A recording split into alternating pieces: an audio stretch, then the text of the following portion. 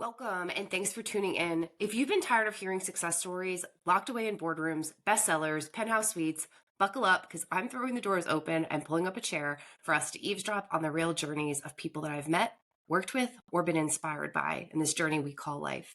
From health and fitness experts to business leaders, CEOs, entrepreneurs, and even the person next door. My goal is to bring you unfiltered conversations with the people who've defied expectations or pushed back on their so-called predetermined path to build something great for themselves and for others.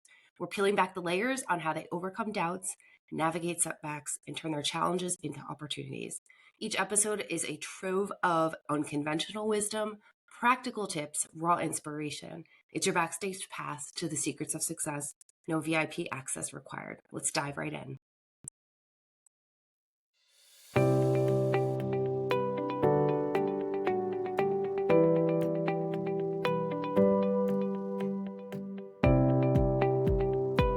So welcome to the Simply Radia podcast, and this is episode 4, and I'm welcoming Ed Miller, who is a graduate of the University of Pittsburgh and someone who is distinguished as a 4-year varsity letter winner in football, team captain, and NFL draft pick, which is pretty impressive. He is very involved in the business world and his organization, which we'll hear more about, with 30 years of experience in the adhesive tape industry, excelling in business leadership, sales development, cash flow improvement, and employee engagement, which is something near and dear to my heart. As an entrepreneur, he's invested in ProTape since 2006 and led the company through exponential sales growth and profit improvement, which is why you are here listening. He's demonstrated a unique ability to leverage his football experience and apply it to the business world, which I think is really, really powerful. And you'll hear that message to help create highly engaged, team-oriented, and winning company culture. So welcome, Ed. Thanks for being here. Thank you for having me, Radia. I'm looking forward to our conversation. Absolutely. So tell me a little bit more about yourself, anything that I missed that is really impactful, just the person you are, where you're from, a little bit about it. Sure. No, I mean, you touched on, I think everything that, kind of is my base is sports, particularly football. I was fortunate enough to have a scholarship to the University of Pittsburgh. And as you get a little older and mature, you start seeing the transferable skills that you learn from participation in sports in general, but in particular team sports and football in particular, because there's so many people involved in it. So really the objectives are pretty much the same of a successful football team, where you're trying to get a lot of people to contribute to one common objective, winning. Where they all have their individual responsibilities and contributions. So you have to get that alignment, that engagement with your players, and you in order to win a football game. But in drawing that analogy to the business world, it's very similar. But how do you keep score in the business world, and how do you communicate whether you're winning or not? Right. So that's one of the big things that we do is transparency to build trust, build relationships. Those are all the same things that are indicative of a good football team. They're the same thing in a successful business. So the scoreboard's different. You don't get points for a touchdown in business, but you have your balance sheet. Are you making money? Are you hitting your sales goals? Do you share that with your employees in a way that they could understand the score of the game as it's going on all year? So again, I think that one of the best ways to teach people are through analogies. And there's a lot of sports analogies that I use all the time. But I think they're really effective because regardless of the sport, people could relate to it. So I've been pretty successful in being able to draw those transferable skills into business, and it's helped our team be very successful. I also enjoy coaching youth sports. Unfortunately, I think parents are pretending to ruin that a little bit because they try to live vicariously through their 8-year-olds, which is sad to say.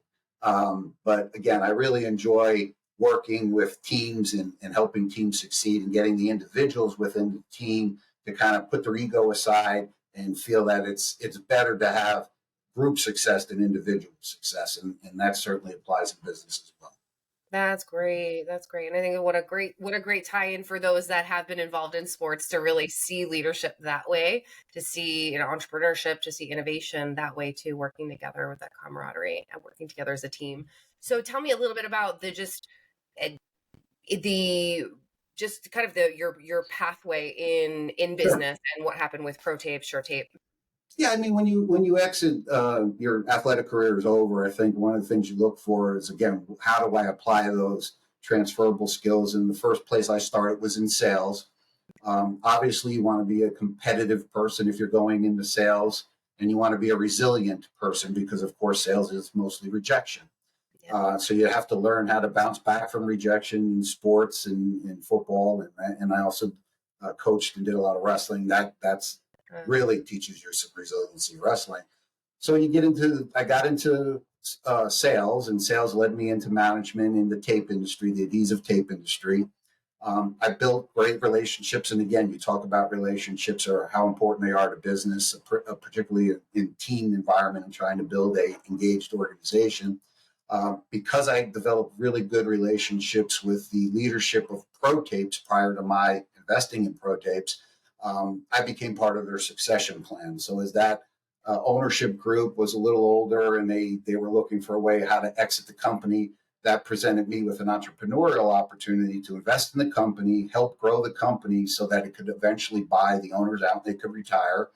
And then it gave me an opportunity to lead a big organization, big in the sense we're over about 110 employees, and really just kind of change the culture from a smaller family run business to a bigger entity that is, was not necessarily focused necessarily on the family, but on the whole company. So the way it started, the founders of the company did a great job, but it did to get from A to B, to get from B to C, it needed a culture change. And I think that was where I came into play. So there was a lot of challenges, a lot of lessons learned in coming into an existing environment and trying to change it and not force change.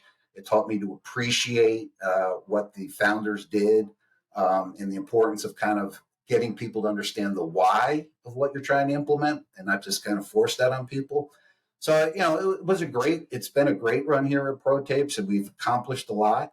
We built it up to the point where we were acquired by one of our biggest suppliers, a company called SureTape Technologies. And now the challenge is taking our culture and integrating it with their culture. And it's been fun. They're great people down in North Carolina that we're working with. But that's been a new set of challenges now. You go from being a very successful company on your own as a standalone to now having to be a contributor into a much bigger enterprise. So it's taken some change, training and reminding of people that, okay, what we've got to preserve what made us successful, but we also have to embrace the fact that we're part of a bigger entity, and maybe there are ways we can even improve on the success we've had in the past. So it's exciting, it's challenging, and we're looking forward to what the challenges bring in the next 3 to 5 years. That's wonderful. And so one of the things that you said about relationships, right? I think that is so powerful. And you also talked about a lot of challenges being from family owned, right? And then going to this massive, much larger organization, and relationships are everything. That was one of the things actually when we did a training with you guys in house was I just noticed the connection that you had with your people, which is so powerful. So if you were to give not necessarily advice, just what about those relationships where you didn't burn bridges early on, what did you do differently to really help you engage with your people and pull them through change? Yeah, I think one of the bigger lessons that I've learned in the beginning is kind of coming in and as someone that just mortgaged my house, invested a lot of money in the company, and being a hard charger and trying to maybe force change push it into the organization, as opposed to lead with the why, get people to buy in and understand what we're trying to do, and have them pull the change into the organization and embrace it more. So some of that was frustration. Again, young person, first time entrepreneur and owning a business. I've run business units previously to that, but it's a lot different when you own something. I mean, you think you're responsible for something when you're a leader of an organization, but the dynamic does change completely when you're invested financially in that. But like I said, maybe I could have respected what they had started a little more. And as time went on, I did. And I think that was the biggest change: is acknowledge the success that they had before I got here, spend more time up front explaining the why and the necessity for some of the changes, and getting the buy-in on it. And a big part of that is building relationships. Building the relationships are getting to understand people at a personal level. And starting off business meetings by discussing personal things, not disingenuously, like, just making small talk, but genuinely believing, hey, how was your kid's soccer game, or how'd your son make out at his wrestling match this weekend? And letting people know that you actually truly do care about them. And once you do that, and it gets contagious, and those relationships start getting built across departments and across the company, you really get that flywheel effect going. And then once everybody starts seeing the success in terms of financial success, and we implemented a profit sharing bonus plan. So now they're share what's in it for me. Well, here's what's in it for you. It's a better environment to come work at. It's financially more rewarding. It's personally more rewarding. So it's really been nice. It's been fun to watch that evolution happen. And I guess it also had to start with me understanding, like, you can't force things on people. It's easier. You can. That's the hard way to do things. The Sure. easier way to do is, like I said, get people to embrace it and let them pull it in, as opposed to you shoving it in. Absolutely. And you were talking. Well, tell me a little bit about your how you. Well, when was the shift that you saw that the upfront work that you did to build those relationships, it was really making sense? So I want to ask you after how you're doing that with a larger organization where you're not all physically together. Yeah, I had the good pre-existing relationships with the families, which the top level managers who were all essentially the founders and people who got the company started. It was being able to empower people outside of that group, not always just having that small circle. And once you empowered some of the people that traditionally weren't involved in the decision making process, they didn't feel like they had a seat at the table or their voices were heard. The minute you took a few of these people and you demonstrated to the rest of the organization that you were willing to listen to other voices other than that small circle that you started with, and it sort of spread like wildfire. Then you get other people who are willing to contribute, and they're seeing that, again, it's, do they have a seat at the table? Do they feel they're being heard? Do they feel they're contributing at a meaningful level? And once you could start demonstrating, like I said, it gets contagious. Someone else sees it, and then they're willing to step up and start giving opinions on things, and maybe taking their work level to another level. That's amazing. And when you were talking about measuring it, how have you been able to measure it? Have you done internal surveys? How do you guys measure Yeah, it? that's a great question, because we constantly evolve the way we measure things. So I always say there's three gauges to look at to see if you're a healthy company. Okay, employee engagement is one, customer satisfaction is another, and cash flow, right? So how do you measure those? And do you constantly measure them the same way, or do you add matrix? And we do. So if you start with employee engagement, one of them obviously is an employee engagement survey, which we do annually. We're constantly extracting feedback from that. Sending out a survey and just asking people to fill that out on their own time is one thing. Setting time aside, paid time aside, for people to go in a room and spend a half hour filling out an in-depth survey anonymously really gives you some good feedback. So you have benchmarks from previous engagement surveys. Obviously, employee retention rates are another way to measure whether your company's doing a good job in terms of respecting their employees and making them feel heard. So that's what we do on the engagement side. On the customer satisfaction side, we're constantly coming up with new ways. So there's customer satisfaction surveys. There's, again, referral surveys. Would they be willing to refer us to other people? Then we also look at customer retention rates. So we're constantly remeasuring things, re-benchmarking things, taking the feedback from these surveys. I talked a little bit with the training. People come back from training all the time and say, "Oh, it was fabulous," but do you see it in the activity of the employee? So that's one of the things that we stress. And can you point out to areas of engagement? Can you point out to areas where you invested in training in someone and now you're seeing them do something a little differently? And it's always good to go, well, where did you pick that up from my Dale Carnegie training? Yeah. So it's pretty good. It's pretty cool, and it makes you feel good when you start seeing people applying what they learned, as opposed to just going through the motions. That's wonderful. And you guys have made a big investment in training, and really great to see that you're giving them time paid to do the survey. There's not a ton of organizations I've worked with that do that, but when they do get much higher You know, engagement levels to respond. yeah. I mean, I talk a lot about people, and I'm sure you've been in a lot of different companies, and you'll see the mission statements or their core values plastered all over the company. And I think far too often they're just words on a wall and they don't really mean a lot, or people can't even recite what they are. Sure. And I think it's important to understand that they're more than just words. That's how you're going to live, and that's the soul of your culture is your core values, is your mission statement. And again, we have a longer mission statement, but for us, we just boil it down into simple: we solve problems, we add value, we build relationships. And then the rest of it's in the paragraph. But as long as you know those three takeaways, that's the important thing. So understand how you're building relationships across the organization, with our customers, with our vendors.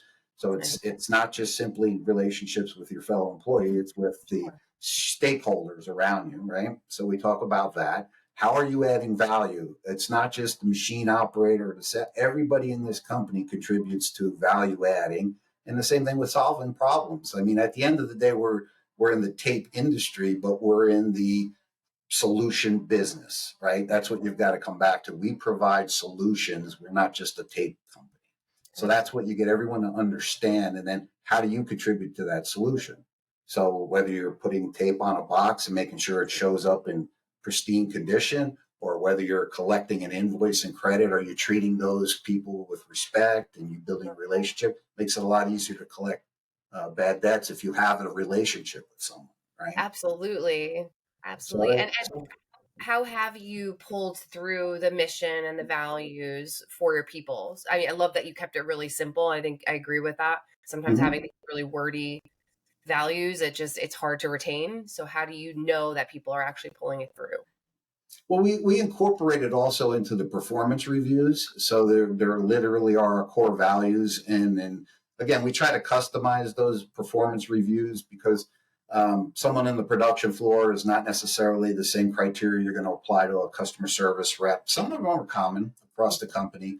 But by and large, what we try to do is have these small, frequent check ins where we basically say, look, you're doing these things really well in terms of living up to our core values and our mission. You need to improve in these things.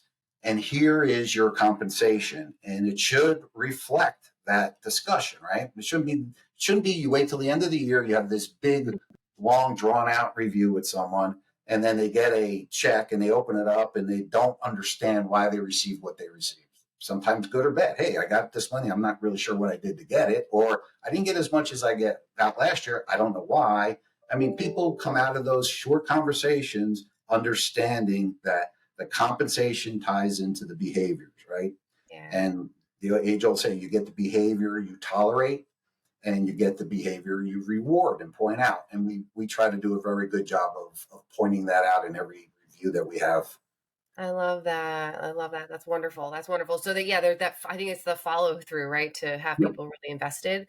When you were we were talking about management and leadership. So talking about performance reviews and everyone being a leader, and whether they manage people or not. What is your thought? Like what leadership and management kind of what does it mean to you? How do you perceive it? How do you try to Yeah, that's blend? a great question because I think a lot of people conflate management and leadership all the time, and there is a distinction that I don't think people make enough. So basically, if you're managing something, that's generally a task or a department that doesn't change, right? And I kind of heard this from Jamie Dimon, and it stuck with me. Is he didn't want people to just preside over departments or areas of responsibility where you just kind of come in with a checklist and you make sure your people are coming in on this time and performing these tasks. So a manager just kind of manages things that don't change. A leader has that vision and they say, well, here's where the department is today. Here's my vision for it. And you get the buy-in and you explain it and you lead the department to that vision, to ultimately what it's going to look like. So it's a changing, evolving process as opposed to a stagnant thing. Again, some people conflate the two or use one, and I'm not disparaging managers. Sometimes you do need managers because there are tasks that need to remain solid. So I'm not saying that in that sense, but if you're going to lead, you want to put your stamp on it. You want to put how you changed and evolved things for the better. What opportunities for improvement did you extract from the people in your department to put in your vision into evolution? How did you evolve that department to a higher contribution level to the organization. I love that. That's a great message. Um, when as you were talking about that, I thought of how just a question, because this has come up a lot with some leaders, especially at high levels. How do you find ways to stay out of the weeds and think constantly being strategic and not being so tactical, though you've come up through the ranks and done everything? Yeah, that's probably, now that you bring it up, is one of the biggest lessons that I learned. So when I bought into Pro Tapes and got here, the previous structure was a lot of independence. So people were empowered to do a lot. Again, it was a much smaller company, but there wasn't a lot of formal meetings or ongoing exchanges between departments. So I established a lot of meetings and the pace of the meetings, and I ran all the meetings, and I did most of the talking at all the meetings. And after years of this, which was great because it put some structure in place that didn't exist. But then after 2 or 3 years, I'd sit there and go, why do I have to do everything? Why do I have to come up with all the answers? And the answer was simply because you don't let anyone else do it. You talk in all the meetings, you're consuming all the oxygen, step back and let your people step up. And that's exactly what they did. So I stopped doing that. In short order, our people took the void, filled the void, and they started doing things. So now all I have to do is just coordinate the meetings a little bit or kind of nudge it, and our people step up and take the initiative. It's amazing what they'll do when you allow them to do it. And you have to send that signal out that, there's accountability and responsibility, but the authority piece oftentimes is missing. So you got to let them know they have the authority to make decisions, make changes. And you also have to allow them to make mistakes and not jump down someone's throat when they make a mistake, because that's the fastest way you get a organization no longer evolving. If people are afraid to make mistakes, they have to be Oh, held accountable and responsible, but you have to give them the courage to make mistakes. absolutely, which is amazing, because that takes me to as you're speaking, the next question. Psychological safety. I've been talking Mhm. a lot about it in trainings of how do we make our people feel. And I think it's, yeah, this might be in a buzzword now, but the Yeah. reality is it's been around forever. How do you empower your leaders to make their people feel safe to come to work during the pandemic? If there were challenges going on at home, how do they feel safe to speak up and share ideas and not shut them down? How do you guys create a psychologically safe environment? Well, I think part of it is becoming a better listener and training people to become better listeners. It sounds simple, like you're listening, but 90% of the time, most people listen just to respond, right? They already know what they want to say before you opened your mouth. I know what Yep. I'm going to say to you before you even say it. And I think that's a lost art, is being a really good listener. Also developing empathy, Mm, which is different from sympathy, but to be able to put yourself in the other person's shoes and understand where they're coming from. Doesn't mean you're agreeing with everything you're hearing, but just to simply acknowledge, okay, I heard what you said, but you're probably not aware of this. And then you fill in the bigger picture, right? And I think one of the best ways to teach people to become better listeners is to have them, number one, suppress their ego and learn to mm, detach from the situation and not have a side, or I'm representing manufacturing, so therefore I'm only coming at it with one view. Detach and kind of look at it from the top down as an yeah. independent entity. And that's a skill that you need to constantly work at. Even if you think you've developed it, you'll tend to always slide back into what your preference is. But if you could really suppress your ego, detach from situations, and look at the top down, you can make better decisions in a more empathetic way and become a better listener. So I think those are really important skills to constantly work on. It's not like you go to a training, you learn it, you understand it, you apply it once, and okay, I got that master. No, it's you'll slide. Everyone backslides. I backslide a lot on a lot of these things, and I have to remind myself that I need to go back and practice these things, and or maybe buy another book and read a different book on it and get a different perspective. But you have to constantly be working on yourself, and listening is probably the greatest skill you can do, in terms of that's a most underutilized skill in business as I see it. I love that. Yeah, and listening. I think sometimes when we think about communication, we don't think about just taking a second and listening to someone when we're so busy and we're doing 5 million things and we're having 5 different conversations at the same time. So yeah, that listening piece is so important and leads me to another question. I'm curious because, like you said, right, it's like a muscle. You can't just stop. You don't become Mhm. this master leader and then it's all over and you're there and you've made it. Growth mindset, right? That's something that I is near and dear to my heart. I'm constantly reading 5 or 6 books at one time. Mhm. um, what do you do as far as how do you even, for you, what do you do to keep a growth mindset? Because it sounds like you do that often. And then how do you help the leaders that may say I don't have the time for it and try to shift their mindset to stop being fixed and be more growth? Yeah, that's a great one. Another sports analogy, right? So you're the what I call practice, and in business it's called training, right? Yeah. So football is a game where you practice 95% of the time to play the game for 5% of the time, right? The game lasts an hour, but you practice all week and all off season, and then you play this game for an hour. Business is the opposite. Yeah. You're in the game all the time, but you practice or train when you could squeeze it in occasionally, right? And Yeah. generally, people approach training like a punishment. Oh, I got to go to this training class. So you got to reframe that and stop saying, I've got to do these things and I get to do these things. And I think that to reframe your mindset is important. So, uh, podcasts, audiobooks. There's certain people that, again, I listen to Jocko Willink. He's a Yes. former Navy SEAL. Love He him. applies military transferable things that are military to business, which is very similar to sports to military to business. So when you find a couple of people that resonate with you, I kind of stick with them. And the other thing is, I like to, from a philosophical perspective, stoicism Mhm. is a really good philosophy to apply to business because it teaches you to reframe things. So the things that occur aren't good or bad; it's your reaction to those things, right?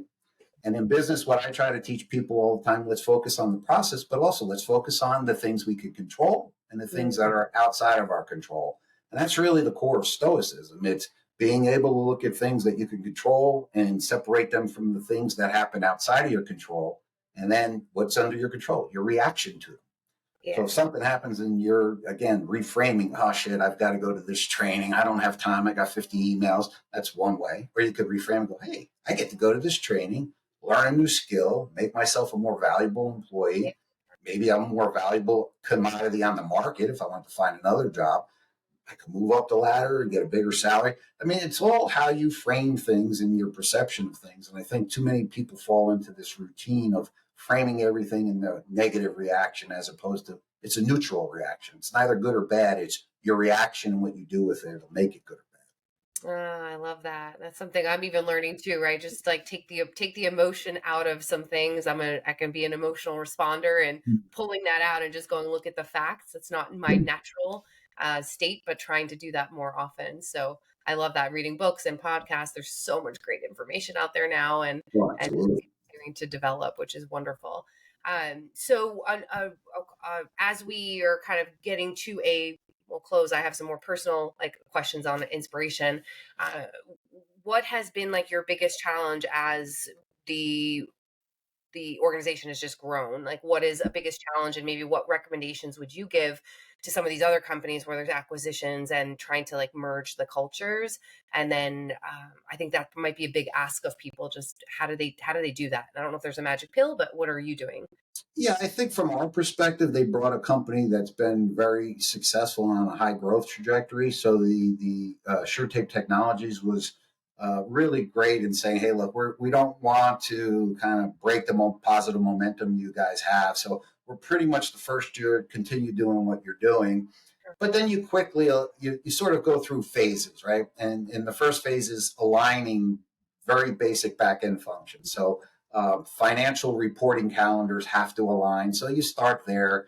HR policies, holidays, benefits. So you align those things, but you're transparent to the organization. And when you announce we've decided to sell the company, and here's who we're selling it to, and here's why we're doing this, and you don't sit there and say, well, but nothing's going to change. Of Mhm. course, things are going to change, but you let them know up front that we're going to try to preserve all the things that make us unique and successful while embracing the things that are going to help us grow and become, what the rationale that I gave the company for selling, which was correct, was Yeah. succession planning. I want this company to be here the next 50 or 100 years. As a standalone entity, that would be very difficult for me to promise these employees. But as part of a $900 million company with all sorts of resources that we didn't have access to, that's a promise I can make and feel relatively comfortable that that's going to happen, that Pro Tape will be standing here 50 to 100 years from now. So that's why we did this. Now, you're not going to say, but guys, nothing's going to change. There's going to be gradual, slow change. And you're, like I said, we're not going to change just for the sake of changing, but we're also not going to say no to everything just because it's not the way we used to do things. I think as an organization, we understand we need to evolve. And that's a better way. I like to use the word evolve as opposed to change. For some reason, change just has this not negative connotation with people usually right off the bat. Absolutely. So it's working well. This year is kind of one of those years where the sales are getting, the economy's starting to slow down a little bit. We've been really fortunate the last 3 or 4 years where it's been record year over year. So we really hadn't had to deal with a little bit of a slowdown. So we're reacting well to that right now. And I personally get invigorated by challenges when things are going well. You're always wondering what's going to happen. When's the other shoe going to drop? So it's easy when things are going well, but I like when the road gets a little choppy and COVID was a good example. I mean, I really was invigorated by that. I mean, it was stressful, but it was really challenging, and I don't want to say enjoyed it because it was so much personal tragedy for some people, but it was really an invigorating challenge to see us come through, and really something we're really proud of is how well we came through it as an organization and how quickly we rebounded. So, that I think is a good remedy to what we were just talking about. Absolutely. And that transparency is the theme I heard as well, which is so critical, so important. So Ed, you talked about challenges. So if you are just wanting to know, because I think oftentimes people look at a leader like you and they say, oh, he's been so successful, though to do that you have to be resilient. So what for you has been a challenging time, either recently or a long time back, that you feel has tested you, and maybe that you've really bounced back, you've tried to bounce back from, or just something that was a challenge, and what is your go-to to help you through those times? Yeah, no, I think probably COVID for most people, but COVID for me both professionally in terms of the impact on a business when you own a business, but also personally at the time. My parents, they didn't die of COVID, but they died during the COVID lockdowns within a couple of days of one another. So I had that personal thing going on, and it was a time where you still had the lockdown, so you really couldn't have funerals and be around people. So that was a challenge. And at the same time, in the back of your mind, you want to make sure your first of all, your company survives, that your people are healthy. So, again, there was a lot of challenges involved in that. And I think just constantly reinforcing the things that we've talked about is whether you rely on stoicism, things to keep reframing things in your mind, you keep working on yourself. Yeah. But I think, again, if you had strong relationships, I always explain COVID like this way. If you had a weak company or you were, physically weak, it exposed weaknesses and accelerated them. If you already had a good foundation and you were strong, that helped you get through it. And I think we had great relationships in our company, which really helped us get through it because there was trust. And again, if your physical safety is in question, if you don't trust what people are telling you, and we have a lot of those issues now with our government with that, but with our organization, I think our people really trusted us. And Yeah. I think that helped us get through it, and that helped us survive as an organization so strong. What a great message. I love that. Yeah. If you went in stronger, right? But in so many different ways, you came out stronger. I'm so sorry to hear of your parents. No, thank you. Um, so who is someone that inspire, as we wrap up? I just two things that I think are really Sure. important people want to hear. Who inspires you daily? Like there was probably many people, but who might be the first person that comes to mind? It changes as you get older. My children were big inspirations. They are still big inspirations. I recently became a grandfather, Oh, congratulations. so it's so cool when my daughter sends me pictures of my grandson. Um, our employees, believe it or not, it's inspirational in a way to know that people are putting trust in your hands. So I don't think there's like one in my wife. My wife's a big inspiration because she's had such a good professional career. She worked for Prudential Financial for a long time, and she's gone through a transition to Empower. So we get to bounce things off of one another. So I don't think there's necessarily one person that stays as the inspiration all the time. It changes over time, but it's always founded in my family is I is, love that. is the core of everything. It's the foundation. That's right. Absolutely. I love that. Love that. And just to our last question, and it doesn't have to be your 20-year-old self, but what advice would you give to a younger person, keeping in mind how different it is now? I don't even know what it must be like going to school Yeah. online and what would all of the different things now. It's just a different upbringing. What advice would you give the 20-year-old version of you, the 15-year-old version of you, just as some inspiration? I think the best advice I could give them is play the long game. I think when you're younger, you're impatient. You have a lot of the comparisons where you think other people are at certain levels in their career and you need to be there, and there's that thing. But I think you know, in a weird way, nature's cruel. You appreciate education and opportunities to experience things when you get older, when they're least likely to want to invest in them and do those things. When you're younger and you have all those opportunities, you kind of squander them. You don't appreciate them as much. So if I would go back in time, I would have certainly tried to appreciate the educational opportunities I was given. Unfortunately, I use those more like, hey, football was my primary focus, and my education was more or less to keep me eligible to play football, as opposed to making myself a more well-rounded person. Yeah. And as I got older, I interesting story is I never finished my degree while I was there. I finished it many years later. I was Oh, two wow. classes short because I left after I got drafted and didn't complete the two courses I was in. But before my daughter was born, I knew sooner or later I was going to have this conversation about her graduating, and I didn't want to be a hypocrite. So I Oh, went, that's yeah. So I went back through external studies at the University of Pittsburgh and completed my degree.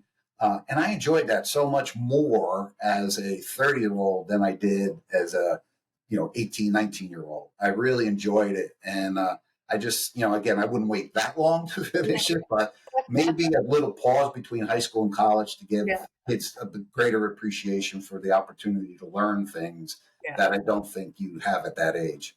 I agree with that. Oh, that's so inspiring to your daughter too, that you went back and said, I'm gonna do it too, but I'm gonna make you do it. That's Yeah, really I knew I was going to have that conversation and take care of that blind spot, that weak spot I had before we had that conversation. you raised children that will be direct and have that direct open communication with you. Exactly. That's wonderful. Any final words as we wrap up? This was so just inspiring and informational and really just exciting No, to. I think Roddy, when I listen to what you do, it's like that self work is sometimes people think it sounds corny or it's kind of new age or whatever, but you perpetually have to work on yourself. And again, like you said, whether it's reading, podcast, meditation, working Yes. out, people take that for granted. Everyone's busy, and everyone, and particularly working moms who are running from jobs who pick the kids up at daycare, they don't have the time. That should be the number one priority, even if it's as little as a 15-minute meditation in the morning before you start your day, before you pick up your phone and look at your emails. Really, really work on yourself. And that's a perpetual thing. You're never done. You always have to keep working on yourself. Never. That's so true, right? And finding the time, and it's also inspiring to kids, right? If you can find a time to walk with them, to go for a run with them, teach them, that's going to be their Absolutely. future as well. But yeah, we don't have the time to not invest upfront in ourselves. So thank you so much, Ed. I so appreciate the conversation. I've Enjoy it. already, as you're talking, all the people that I want to share the podcast with, that I know this will be so inspiring for. So thank you for that and your Awesome. time. I enjoyed it. I enjoyed it. So I'm going to click the stop recording in a moment. So thank you again. Okay. Thanks for those listening.